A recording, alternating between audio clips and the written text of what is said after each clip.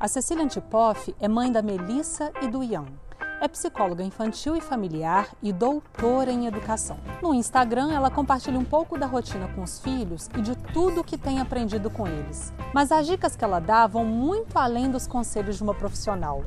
Parecem mais uma conversa, dessas que promovem grandes transformações. Cecília, eu acho muito legal o seu trabalho, porque eu acho que ele representa muito bem também a caminhada que eu percebo das minhas amigas, que são mães, numa tentativa, eu acho que de entender um pouco mais esse ser humano que é uma criança e de se relacionar com ele de uma outra forma. E você fala que o seu trabalho é uma espécie de tradução da linguagem da criança, né?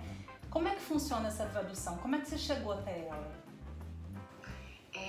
Então, Marina, eu sempre fui... Eu preciso voltar na minha história para contar um pouquinho disso, né? A minha infância foi uma fase muito deliciosa, assim, muito marcante na minha trajetória.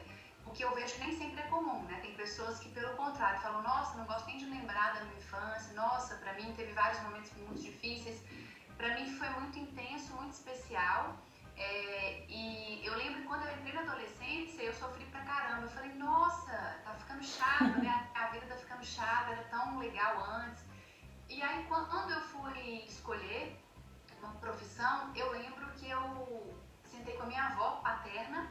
Ela tinha uma escola, ela e meu avô, é a escola que eu estudei na minha infância, e eu atribuo muito a essa escola a minha infância tão especial. Era uma escola no condomínio Vila Del Rey, ali indo para Nova Lima, e ela era localizada assim, numa área de 3.400 metros quadrados, de área verde mesmo, com riacho, com montanha, com árvore. Ao mesmo tempo que ela era muito grande de espaço, a proposta era de ter no máximo 10 alunos por turma. Então, assim, a escola era uma escola pequena num espaço grande, ao redor da natureza. A proposta era uma proposta muito livre, né? Enfim, me marcou muito. E aí eu lembro quando eu fui escolher uma profissão, eu sentei com a minha avó e falei: vó, qual profissão que eu tenho que escolher para trabalhar na Escola Eduque? E aí ela que falou: você pode escolher pedagogia ou psicologia. E a minha avó era psicóloga, né? Então eu tinha uma admiração muito grande por ela, né? Pela forma como ela vivia. E aí eu escolhi fazer psicologia por isso. E desde que eu entrei na psicologia, eu já tinha pra mim que eu estava ali só para trabalhar na Escola Eduque. Não era nem em escola, era naquela escola. E aí, Marina, eu comecei a fazer estágio de observação no primeiro período. Eu lembro, eu com 18 anos, eu ia para a faculdade de manhã, de tarde eu ia com meu avô para a escola e ficava na sala do maternal observando, só vendo os meninos pequenos, as professoras, e eu passava a tarde lá observando mesmo. E aquilo me encantava muito, né? Então eu comecei a ter muito contato com as crianças no dia a dia, sem ter uma responsabilidade, sabe, assim, de educar, no sentido assim, eu não era professora, não era ajudante, estava ali só observando. E eu tinha essa facilidade muito grande de identificar, né, o que um choro ali podia significar, como que as crianças se comunicavam. Então a minha trajetória inteira foi muito voltada para o contexto escolar, infantil. E eu lembro que até no convite, no encarte de formatura, sabe quando você agradece, você agradece o pai e a mãe? E eu lembro que a minha última frase foi assim: eu agradeço as crianças, né, que com certeza são responsáveis pela minha escolha profissional. Então a minha conexão com o universo infantil sempre foi muito forte. E aí comecei a atender no consultório e comecei a me deparar com como os adultos não conseguiam entender a linguagem das crianças, que para mim era muito fácil de perceber, sabe? Eu tinha essa facilidade, assim, até pelo contexto que eu cresci e que eu estudei, foquei tudo ali na infância, fiquei numa escola em que a criança era muito escutada, que a criança tinha muita voz. Então, quando uma criança chorava, a professora parava e junto com a turma ali tentava escutar, e eu fui aprendendo ali, né? Juntou a minha paixão com essa aprendizagem e todos os meus estudos, né, especialização, eu voltei para essa área, ou infantil, ou familiar, né, ou da maternidade. Então, é uma linguagem que eu fui aprendendo muito por gostar muito, né? Pois é, eu achei interessante você falar da questão da criança ser escutada. Eu tive a chance de participar de um workshop com o Dominique Bart em Belo Horizonte, que é o mestre, né, nosso da comunicação não violenta.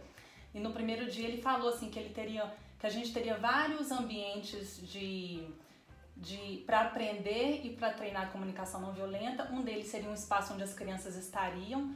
E aí ele falava assim que a gente tende a considerar o barulho que a criança faz como um barulho, e o nosso barulho não é barulho, porque a gente articula as palavras e fala, né? A gente articula pensamento, a criança às vezes não. Mas ele falava assim, mas o dela também é comunicação. Você não pode enxergar aquilo ali só como um barulho e querer que ela silencie, né? Isso eu achei isso fantástico. Exatamente, assim. E aí, Marina, eu comecei a atender em contexto de consultório desde 2003, né? Então tem 17 anos aí, tem uma caminhadinha boa. E é impressionante como que os pais chegam, é claro, buscando, né, uma orientação, uma ajuda ali, mas eles chegam muito assim, voltados para o meu filho. Cecília, meu filho faz isso, isso, isso, o que a gente vai fazer com o meu filho? E eu sempre volto a pergunta assim, depois de um tempão da sessão, então tá, e como é que você tá? Aí eles ficam até desconcertados assim, não, nossa, Cecília. Aí a mãe começa a chorar. Então, assim, a criança, ela é muito fluida, né? Ela sente, ela comunica, ela sente, ela expressa. Só que a forma dela comunicar, dela expressar, é muito via corpo, via choro. Quanto menor a criança, mais ela vai precisar, ela vai usar essas ferramentas mais primitivas, entre aspas, né? Ela vai menos elaboradas, porque assim, eu, Cecília, adulta, você, Marina, adulta, a gente consegue identificar, nossa, eu tô angustiada hoje, mas por que será? Aí a gente consegue fazer voltar, acho que é por isso. E a gente sabe, se não sabe o que fazer com isso, sabe como buscar uma ajuda, né? Procurar uma ajuda. A criança, ela sente, ela vai expressar. E muitas vezes é com choro, é desafiando, com comportamento mais agressivo, que grande parte das vezes é lido como esse menino mal educado, esse menino terrível, esse menino problema. E aí o convite que eu faço para os adultos é de tirar esse olhar do comportamento da criança. E eu falo muito assim, a sua criança não é o comportamento que ela tem, né? O seu filho não é a birra que ele faz, ele não é o grito que ele dá. Isso aí é uma forma que ele tem de te entregar um presente, né? Que é uma mensagem. E você vai ter que decifrar. E para decifrar implica um movimento de abrir esse leque. Olhar o contexto da criança. E olhar o contexto implica em olhar para a mãe olhar para ela mesma, olhar a rotina, a relação do casal, se tem um casal, né, na história, escola. Então tem tanta coisa para olhar. E aí eu até falo assim, Marina, acho que a birra que a criança faz, ou o comportamento desafiante, se for mensurar em porcentagem, é 30% algo da criança. Olha 70%, só. Assim, ou seja, muito mais é o contexto, é como os adultos se comunicam com ela ou não se comunicam, né? Como que a criança ela é acolhida ou não, como que o sentimento dela, ela pode dar vazão ou não pode. Então, o meu trabalho é muito de sensibilizar para a perspectiva da criança. Eu convido a mãe a passear um pouquinho lá no olhar da criança dela, de 2 anos, né? Que acabou de ganhar um irmãozinho, por exemplo, ou que o pai e a mãe estão brigando muito, e aí a mãe chega e fala, ai, meu filho só grita comigo, mas eu não grito com ele. E aí eu pergunto, como é que é na sua casa? Como é que estão as relações? Aí ela leva um susto e fala, nossa, eu e meu marido, a gente está brigando muito e a minha filha vê. Então é um convite de mergulhar em outros lugares, né? Porque a criança não é só, ela não caiu de paraquedas ali naquela família, né?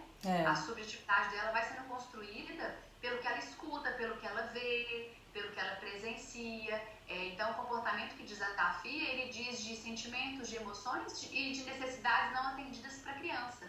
Porque às vezes a mãe fala, eu faço tudo para esse menino. Só que aí o tudo para esse menino nem sempre é o que ele precisa, né? Ele precisa de ser escutado, de ser acolhido, ele precisa de chorar, às vezes gritar mesmo. Então, e aí eu me conectei com isso como um propósito, sabe, Marina? Assim, eu sinto que o meu propósito é construir ponte de conexão, porque eu acho que os adultos estão totalmente desconectados das crianças. Não é por maldade, negligência, nada. É porque, assim, vão crescendo, entrando nessa vida mais prática, mais objetiva, e vão desconectando do sensorial, do emocional. E a criança é pura emoção. E eu acho interessante, Cecília, porque assim, eu como uma pessoa que eu tenho uma busca e um interesse em processos de autoconhecimento, eu fico vendo assim, ao mesmo tempo que a gente se desconecta, é tão comum a gente reagir e ter ações como crianças ainda, né? Nós adultos, a gente se coloca tanto como criança em algumas situações, então assim, é uma desconexão, mas ao mesmo tempo a gente está tão tão inserido nesse universo infantil, né? Do que a gente não curou, do que a gente traz. Perfeito. E aí, assim, a gente, quando tem as nossas reações infantis, às vezes eu faço birra com meu marido várias vezes, ele faz alguma coisa que eu não gosto, aí o que foi? Nada. Eu fico lá emburrada um tempão, às vezes passo o dia. Eu dormi emburrada sem conseguir falar. Eu fiquei com raiva quando você falou isso, eu fiquei triste porque você esqueceu disso e eu me senti assim. Mas sabe por quê, Marina? A gente não aprendeu. A gente não bebeu dessa fonte. A gente cresceu assim. Você tá lá brincando, né? No quintal da casa da sua avó. Aí tem um chão de cimento, você caiu, ralou o joelho e chorou. Vem um adulto com a melhor das intenções e falou assim com você: Marina, não foi nada não, pulou, vai dar beijinho pra Sara, não foi nada não. Quando a gente escuta não foi nada não de uma pessoa importante, significativa pra gente, a gente é pequeno, a gente fala, não foi nada não, mas tá doendo pra caramba. Mas a minha avó, a minha mãe falou que não foi nada, que é bobagem, não precisa chorar. Eu vou engolindo aquele choro. Né? Isso é um exemplo simples e bobo, mas como que a gente foi crescendo, sendo desconectado do que a gente sente. Eu lembro um exemplo muito marcante, assim, a minha primeira sobrinha, ela devia ter uns 3 anos e ela era neta única, sobrinha única, tudo única. Então ela foi assim, muito cercada de atenção. E aí um dia estava eu, ela e minha mãe. E uma prima nossa chegou de viagem de outra cidade que tinha 15 anos na época. E quando essa prima chegou, eu e minha mãe ficamos conversando com ela e aí perguntando um monte de coisa pra ela. Aí a Júlia, de 3 anos, olhou pra ela e falou assim, Rafaela, que horas você vai embora? Aí minha mãe assim, que isso? Não pode, que horror! Aí a minha mãe solta, a Rafaela é sua prima querida. E aí eu assim, que não tem nada de querida porque ela nem conhecia, ela foi conhecendo ali na hora.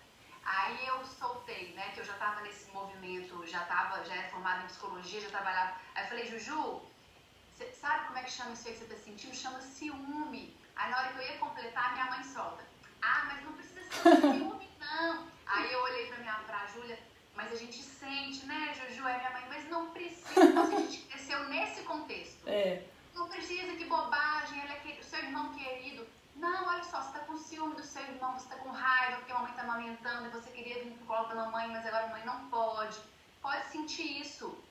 Então a gente cresceu engolindo choro, se desconectando do sentimento. Por isso que a gente faz birra até hoje, que não é esperado. Agora a criança fazer birra tá dentro ali do esperado, né? E cabe a nós adultos ajudá-la nesse processo de autorregulação, dando nome pro que ela sente, chamando ela a falar disso e ajudando a pensar em outras formas de expressar, até que ela vai crescendo e isso vai amadurecendo e ela consegue falar, consegue verbalizar, né? E isso é uma construção, acho que é eterna, né? Assim, mesmo a criança que tem essa referência nova que a gente está proporcionando, ela vai ter outras questões, né, para trabalhar lá na vida adulta, mas diferentes das nossas. Agora, você já é doutora em educação. E como é que foi ser doutora em educação e depois ter sido mãe? Porque aí é educação na prática, intensa. Então, isso vale a pena contar, assim, né? Quando eu engravidei da Melissa, eu já tinha mestrado em educação, estava no meio do doutorado em educação. Eu já trabalhava com criança, com famílias, orientando mães há mais de 15 anos. E eu dava aula sobre desenvolvimento infantil numa faculdade. Então, assim, eu criei uma expectativa, sei tudo, vai ser maravilhoso. E eu lembro que até o meu pai, a minha gravidez foi muito maravilhosa, muito saudável, fazia atividade física, assim, eu nadava, fazia musculação, fazia yoga, eu meditava antes de dormir. A Mel nasceu num parto natural na água. Eu lembro quando eu peguei ela nos braços, eu falei assim, pronto, não precisa mais nada, já tá tudo certo. E eu lembro que o meu obstetra, ele chegou pra mim e falou assim, Cecília, agora que vai começar, né? Aí eu olhei pra ele, não entendi, e eu fui bem pretensiosa, assim, eu ainda pensei, vai começar o quê, gente?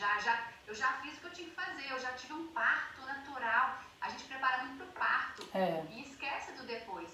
Na primeira semana de vida da Melissa, aliás, na primeira noite da maternidade, ela chorou a noite inteira. Eu criei uma expectativa de que ela seria aquele bebezinho Buda, sabe? Mas a minha gravidez foi muito tranquila, eu meditei, eu entoei mantra, eu fazia yoga, né? Ela nasceu no parto natural, eu tenho todo esse conhecimento. Ela foi o bebê que mais chorou na maternidade, a madrugada inteira. E ela tinha um temperamento, quando bebê, muito intenso, muito porque eu estava muito tensa, porque eu não estava dando conta de cuidar daquele bebê. Ela já chegou para me mostrar assim, teoria só, mamãe, não adianta não, né? E aí eu fui fazer um movimento de voltar para minha história de bebê, de criança, escutar da minha mãe como foi isso. E voltei para o meu processo de psicoterapia, porque eu entendi que um filho, ele coloca em evidência as nossas maravilhas, mas as nossas sombras mesmo, né? Tem um livro maravilhoso da Laura Gutman, que eu acho que é referência, assim, chama Maternidade e o Encontro com a Própria Sombra. E eu me deparei com uma sombra gigantesca que eu não tinha a menor consciência que ela existia. E aí eu fui buscar muita coisa, mas muita coisa que eu precisei buscar era dentro. Eu lembro que o meu obstetra, na consulta de 45 dias da Mel, cheguei com ela no colo com uma cara de esgotada. Falei, doutor Emerson, nossa, eu acho que eu não sei nada, eu tô super cansada, super esgotada. E aí ele me falou uma coisa que me marcou muito. Ele falou assim, Cecília, você tem que parar de racionalizar. Você tem muito conhecimento teórico. Você tem que se conectar mais com a sua intuição de mãe, sabe? De mulher que vai cuidar dessa criança. Esquece, e ele falava, esquece o doutorado, esquece tudo que você tem de, né? Esquece assim, guarda um pouquinho e abre espaço para essa conexão mais intuitiva. Mas eu levei um tombo. Eu falo que a Melissa nasceu, eu levei um tombo. Assim, eu tive que reaprender muita coisa. O meu discurso mudou muito, porque eu era muito radical, assim, eu vou amamentar em livre demanda, vai ser assim. Aí a Melissa chegou e eu falei, gente, não tem que ser nada, tem que ser de um jeito que me respeita também. Porque é importante que você tenha um bem-estar também, né? Claro. Até porque se a gente está muito angustiado, se a gente escolhe algo que nos desrespeita, o bebê sente, a criança sente. Então, assim, acho que a Melissa chegou para me transformar mesmo. Acho que o filho chega e dá uma oportunidade da gente se transformar, né? Da gente rever muitas coisas, valores, prioridades. Então, assim, nossa, foi bem impactante, foi bem difícil, assim. Eu desconstruí esse lugar de sei tudo, para falar, gente, eu não sei nada. Você desaprendeu para reaprender, né? Aí, Marina, eu assisti uma palestra do Alexandre Coimbra, e ele falando assim, gente, quando nasce um bebê, ele é recém-nascido, não nasce uma mãe pronta, nasce uma mãe recém-nascida. E eu achei isso genial, faz toda a diferença. Eu cresci escutando, nasce um bebê, nasce uma mãe, eu idealizei que era, nasce um bebê, a mãe tá pronta. Não tá pronta não, é uma mulher que ela quer dar conta e ela vai ter que entender que ela vai ter que aprender junto com esse bebê. Eu tenho uma amiga que tem um bebê de quase 1 ano, e ela me fala muitas vezes que ela percebe também que existe um mercado que o tempo inteiro diz para a mãe que ela não é suficiente. É verdade. Isso é verdade. E por outro lado tem outras, né, tem uma outra fonte aí de informação que fala, se escuta, né, se acolhe, se conecta. Mas eu acho também, e aí o que eu vejo, Marina, que eu acho muito bonito dos dias atuais. Tem muitas fontes de informação. Sim. Isso é bonito porque, assim, é sinal de que as pessoas estão buscando entender como educar um filho, entender as possibilidades, entender os significados para o bebê, para a criança. Isso é novo. Agora, o problema disso é a pessoa se aprisionar, sabe? Porque tem algumas teorias de criação que são até opostas. Sim. Vou dar um exemplo em relação à amamentação. Uma propõe a amamentação em livre demanda. O bebê chora, você põe no peito para acalmar, você dá o peito. A outra proposta é amamar de 3 em 3 horas, 10 minutos em cada peito, marcado no relógio, coloca na planilha, pronto, guarda o peito. Depois só daqui 3 horas. Então, dependendo de qual abordagem a mãe escolhe, fragilizada, ela acha que ela não pode sair daquilo ali. Sim. E aí adoece emocionalmente. Então, é importante estudar, aprender, ler, buscar informação, super importante. Mas tão importante quanto isso é entender que isso são referências, né? Mas que a mulher ela vai precisar, deixa eu experimentar isso aqui na minha vida, na minha rotina com o meu bebê. Olha, tá fluindo, é um desafio, mas está fluindo, faz sentido. Ou é um desafio e não está fluindo. Eu me propus amamentar em livre demanda. A Melissa devia ter uns 2 meses, de madrugada tinha hora que eu levantava com muita raiva. Eu pegava ela no colo com raiva para amamentar. Eu falei, não tá certo. Não é por aí, né? Porque eu sei que amamentar não é só sobre o leite, é o afeto, é o cheiro, é o quentinho. E aí eu construí, junto com a Melissa, uma forma de amamentar que não era toda vez que ela chorava o tempo todo, mas também jamais era marcado no relógio. Era um jeito que, filha, agora você quer colo da mamãe. A mãe não vai dar o peito, mas a mamãe vai dar um colo. Ou a minha mãe estava lá, eu dava para minha mãe segurar ela no colo e eu ia tomar um banho, né, quando ela pedia o peito. Então, é um processo de construção, mas que a mãe tem que ter muito apoio para ela conseguir se escutar, porque é muito pitaco, tanto teórico quanto das pessoas. Pois é, e eu sinto isso também, assim, eu falo tudo pela observação e pela conversa que eu tenho com as minhas amigas, ainda mais agora na quarentena, né, que eu acho que isso tá com mais intensidade. De uma certa forma a gente tem muita conexão, e é o que você falou, assim, tem muito pitaco, tem muita opinião, tem muito julgamento, mas tem muito pouco apoio de verdade, né? Às vezes tem muito pouca escuta, tem muito pouca ajuda do tipo, eu vou aí lavar sua louça para facilitar um pouco para você, eu vou aí ficar 10 minutos, 20, 30 para você poder tomar banho, lavar um cabelo, né? Cada mulher tem uma realidade, né, em relação a essa rede de apoio aí. Mas eu sinto que falta muita sensibilidade das pessoas, e não é por maldade, né? Acho que isso que é bem importante entender. Quando uma sogra vai na casa, ou a mãe, ou uma amiga, e aí dá uma sugestão, ou às vezes fala, mas esse leite seu não tá fraco, não, tem que dar a fórmula, não, esse menino para de chorar. E aí a mãe segura, fica com raiva. Não é por maldade que uma avó fala isso, ou que uma pessoa fala isso. E aí, por que eu acho que é importante, o que eu acho que é importante nesse momento? Buscar pessoas ou fontes de apoio que vão realmente compreender. Não é exigir que a sogra ou que a mãe entendam. É muito mais assim, peraí, deixa eu buscar a minha, como é que fala? A minha turma, não é a minha turma que eu queria falar, a minha tribo. Sim. Aí é buscar grupos de mães, né? Grupos de apoio de mães de bebês, buscar um apoio psicológico, uma orientação psicológica às vezes, ou uma orientação com um pediatra, com um especialista em aleitamento materno, trocar com amigas que estão passando pela mesma situação. E claro, a mulher precisa muito de apoio nesse sentido que você falou, né? Eu preciso de alguém para cuidar da casa, para cuidar das coisas práticas, para eu poder cuidar de mim, para poder investir emocionalmente nesse bebê. Né? Esse início é muito desafiante, assim, é muito intenso. Cada mulher vive de uma forma, mas é muito intenso.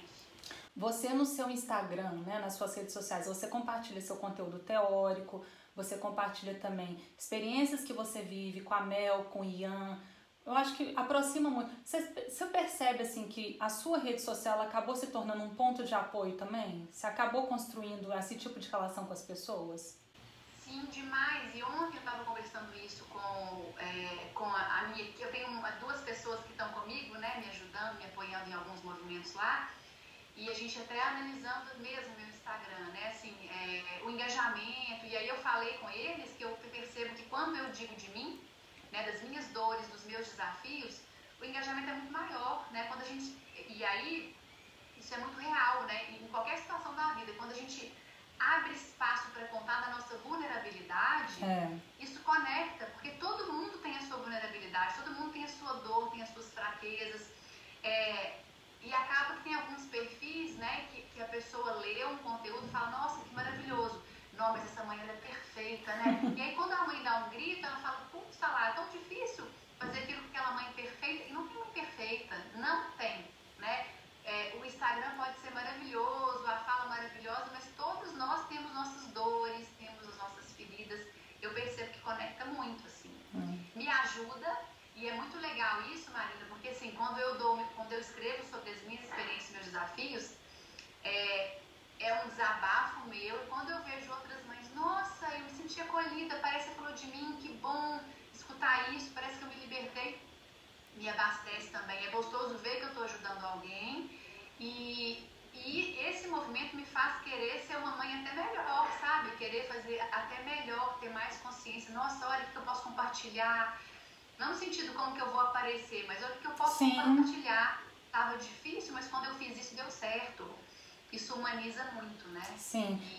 E aí, eu, Cecília, particularmente, os perfis que eu mais gosto de seguir, ou as pessoas que eu mais gosto de acompanhar, são pessoas que trazem esse lado humano também, não só o lado maravilhoso, né, de uma foto maravilhosa, de um texto maravilhoso, mas que se apresentam. Me conecta na hora, assim. Eu acho muito gostoso, porque a gente é humano, né? E o que você mais tem ouvido nessa quarentena, hein? Eu tenho ouvido duas coisas muito fortes, Marina. Por um lado, mães assim, Cecília, eu tô achando maravilhoso poder ficar com os meus filhos, porque eu trabalhava o dia inteiro, eu quase não via. Tá difícil demais, mas eu tô com eles. Então, por um lado, tem essas mães que trabalhavam o dia inteiro e mal tinham tempo com os filhos, e que era uma dor para elas, isso muito grande, e iam trabalhar por necessidade, né? Não posso não trabalhar, mas que morriam por dentro por não estar acompanhando. Então eu tenho escutado isso muito, nossa, tá uma delícia, claro, com medo, né? Assim, angustiadas, cansadas, mas tem esse lado, e mães muito desesperadas, assim, de não sei o que fazer com esse menino, ele quer brincar comigo o tempo todo, ou é birra o tempo todo, não aguento mais, vontade de sair correndo. E aí eu tenho falado muito com essas mães da importância, primeiro, né, delas se cuidarem. E se cuidarem em uma quarentena, sem poder sair de casa, significa muitas vezes parar de ler notícia de pandemia, de estatística, de não sei o que isso angustia. Se cobrar menos em relação à escola virtual dos meninos. Eu falo assim, faça o possível ou não faça, porque nesse momento o mais importante é a leveza dentro da casa, dentro do possível, né? E não trazer mais um fator de ansiedade, de angústia, e se cobrar menos. No início da quarentena, Marina, eu me impus. Um dia sim, um dia não, fazer faxina em casa. Hoje, sabe como é que tá? Um dia sim, 6 dias não, e tá beleza. Passa uma vassourinha. Eu vi um negócio, vou passar uma vassourinha aqui. 6 dias. E antes eu tinha uma ajudante em casa, minha casa cheirosa, impecável todos os dias, nem uma roupa pra lavar, nada. Hoje, você vai lá na minha cozinha, você vai rir, você tem dó da pessoa. E aí eu penso assim, isso é o possível. Para eu poder fazer o meu trabalho que eu amo, para poder ter um tempo de qualidade com os meus filhos e para poder cuidar da casa dentro do possível, sem nenhuma rede de apoio, né? Então, assim, acho que é minimizar a autoexigência e se disponibilizar para os filhos também. Vai ter hora que essa mãe vai precisar parar tudo para sentar, para brincar, sim. Mas eu acho que é esse se cobrar menos. Tem mãe que às vezes me escreve assim, Marina, Cecília, tô querendo tirar a chupeta do meu filho, mas tá muito difícil. Eu falo, gente, não é para tirar nada nesse momento, não é para tirar fralda, não é para tirar chupeta. Se isso for trazer desafio, se isso for trazer peso, se for algo que tá leve, tá fluindo, maravilhoso, mas não é para se impor mais uma tarefa. Tem mães assim, Marina, já que eu não tô indo trabalhar, eu tenho que arrumar todos os armários. E eu falo, gente, não tem nada, tem que cuidar de dentro, né? Tempos de quarentena é tempos de guerra, vamos dizer assim, né? Então é hora de abastecimento emocional. Eu tô falando assim, a gente tá vivendo, vai correr uma maratona. Temos que chegar no final dessa maratona com fôlego, com saúde emocional. Porque você falou uma coisa no seu perfil também que é verdadeira e a gente às vezes se esquece. Se pra gente tá tudo diferente, pra criança também tá tudo diferente. Então ela também não é a mesma criança da rotina da escola, do parque. Tudo mudou pra ela também, né? Então assim, ela vai trazer outros elementos pra dentro de casa, né? Vai trazer desafio, alguns comportamentos vão mudar, vão ficar mais intensos. Aqui em casa eu vejo, às vezes os meninos estão super tranquilos, porque é gostoso pra eles ver o pai e a mãe o tempo todo por perto, é uma delícia para a criança isso. Agora tem horas que eles estão super intensos, porque querem correr, querem ir para fora, querem encontrar com a avó, com os amigos, né, na escola. E tem hora que a gente não tá bem, tem hora que eu tô super nervosa, que eu tô totalmente desconectada deles. E aí eu vejo que é a hora que eles mais me demandam, né, a hora que o Ian mais pede colo, mais chama mamãe. Teve um dia que tava o Ian e a Mel. Mamãe, um agarrado numa perna, outro na outra, eu lavando vasilha, o dia que eu tava mais mal-humorada da história. Aí eu olhei pra eles e falei, para de falar mamãe, chama o papai. E aí a sensação que eu tive, sabe aquele filme Gremlins? Aqueles bichinhos vão subindo, eu falo, gente, e eu empurrava um da minha perna e o outro da minha perna. Aí desliguei a torneira, fui pro banheiro tomar banho. Falei com o Thiago, cuida dos seus pacotes, que eu vou tomar um banho. E eles sentem, né? Se a gente não tá bem, eles sentem, eles vão demandar mais. Então é preciso muito autocuidado, né? Eu preciso me escutar, qual que é o meu limite aqui para eu parar de fazer algo. Ou, por exemplo, teve um dia que eu criei uma meta. Então hoje eu vou lavar todas as roupas e vou limpar o chão da cozinha, arrumar a cozinha. No final das contas, eu só consegui lavar a louça da cozinha. Eu não consegui colocar nenhuma roupa para lavar e o chão ficou lá mais uma semana, assim. Então é redimensionar o possível. Tanto do ponto de vista prático, que é para fazer, quanto emocional, né? Tem dia que a gente precisa parar e não fazer nada, chorar, né? E ligar para alguém, ligar para o pai, para a mãe, se estão ainda aqui, se fazem parte da vida da pessoa. Teve um dia que a gente encontrei com as minhas amigas no Zoom, a gente ficou conversando até meia-noite. Buscar um apoio profissional, né? Os psicólogos estão atendendo virtual, o psiquiatra também, enfim. E no seu caso, né, você faz o acompanhamento, né? Você faz esse trabalho de acompanhamento, você tá com os cursos, né, de Chega de Birra, mas tá a sua página do Instagram também, né? As pessoas às vezes que não conseguem ainda acessar essas ofertas pagas, elas têm o conteúdo do seu Instagram muito legal. Eu acho assim, eu que não tenho filho adoro, porque igual eu te falei na nossa conversa anterior, eu acho que me ajuda a lidar com a minha criança, então acho que os pais, as mães podem encontrar muito, muito conforto na sua página. É delícia saber disso, Maria. Eu fiquei muito feliz com a sua mensagem, de verdade. Eu falei com o Thiago, nossa, olha o que ela falou. E isso me surpreendeu muito, assim, né? Porque eu achava, assim, que as pessoas se conectavam mais comigo, eram ou os estudantes de psicologia, ou psicólogos infantis, ou mães, né? E quando você falou isso, foi muito forte pra mim. De verdade, né? Porque eu tô falando de história de vida mesmo, né? Do nosso modelo de criação, do que a gente vivenciou, às vezes vivencia até hoje. E eu acho uma delícia ali, né, o trabalho virtual. Antes eu tinha muito preconceito com esse mundo virtual, até eu me conectar com um propósito. Eu acho que isso faz toda a diferença, né? Uma amiga minha um dia falou assim, se você não acha que você expõe muito a sua vida, a foto dos meninos. E aí eu falei com ela, eu não acho, porque tem um propósito que vai na frente. Eu não faço isso para expor, eu faço isso para conectar, né? Para contar de uma experiência, porque se uma coisa que eu escrevi ajudar uma pessoa, trazer um quentinho no coração de uma pessoa e ajudar uma mãe a olhar para o filho diferente, já valeu aquela foto ali, né? Já valeu aquela exposição, como ela vê. Que às vezes é o fôlego para dar conta de mais um dia, né? Exatamente. Às vezes, quando eu coloco os textos lá dizendo das minhas fragilidades, dos meus desafios, é muito comum as mães escreverem assim, nossa, como eu precisava escutar isso hoje, muito obrigada. Né? Então, assim, às vezes, nossa, hoje eu vou dormir em paz porque eu li isso, muito obrigada. Que bom. Então, isso é muito gostoso de ver, né? Que contando da minha experiência pessoal, eu ajudo, trazendo conteúdo teórico eu também ajudo, né? Isso aí fortalece, um autoabastecimento também, me ajuda muito saber disso.